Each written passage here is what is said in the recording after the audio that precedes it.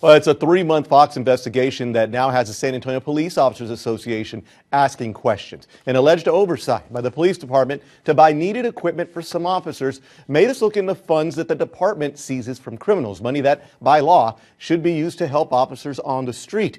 And while we are still waiting for supporting documents, many are already asking questions over what has been found so far. Our Yami Virgin has the details.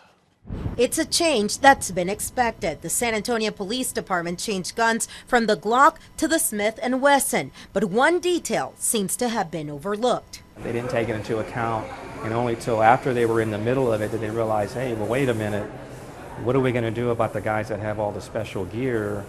This new gun's not going to fit that. Michael Helle is the president of the San Antonio Police Officers Association. We asked him what he thought of Chief McManus's suggestion last week that officers pay out of their annual clothing allowance for the mandated equipment for officers in the specialty units. The officers who are looking for those holsters can use the $1,440 that they will get in October. That's from taxpayer money for a clothing equipment allowance to purchase those holsters. A shirt will cost you almost $150 after it's all the patches and everything are all sewn on it. Uniforms don't cost $20 or $40 or $30, whatever the dollar value is a month.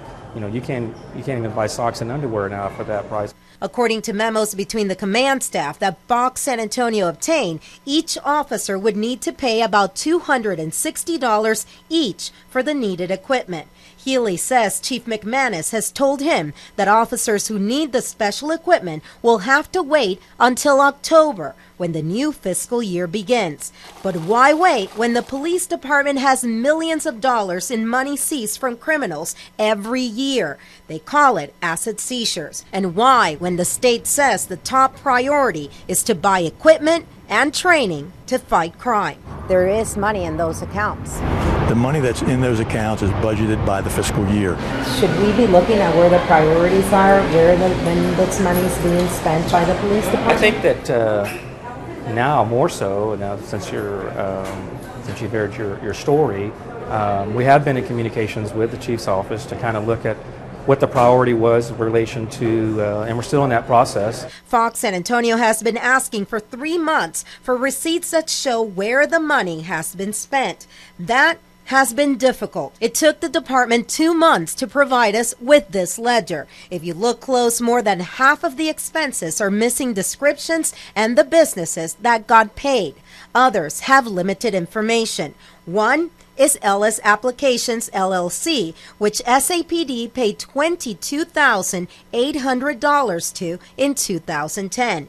We looked them up on Google Earth and found them right here in Hampton, New Hampshire. This annual report filed with the state of New Hampshire says they're a distribution company for bicycle lighting. Closer to home, we found over $1,000 spent with Janice Schwartz. According to a government contract website, it appears that SAPD spent over $1,000 buying novelty items. If you remember, officers get an allowance for uniforms every year. So why would the department spend more than $57,000 between 2009 and last year with a company called Service Wear Apparel? Fox San Antonio also found expenses for Red Wing work boots, $4,600 to be exact, in the last 4 years. And without the supporting documents the city has yet to give us, we don't know who bought them.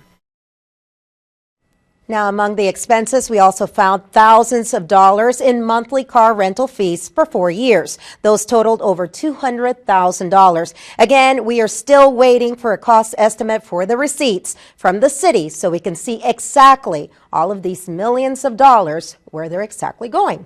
Mike? Yami, when we talked about this last week, we were wondering who was in charge of blacking out the information. It seems that some of the information didn't necessarily need to be blacked out. Have we gotten any closer to that? Actually, we have not as of yet. We keep putting in requests. We did have a meeting with the city and also with the SAPD, with their PIOs, and we have asked them for that information in writing. We want to know who redacted it, who ordered it, and what exemptions under the law are they going to say that they took to redact these items. Yeah, right. So, thank you very much.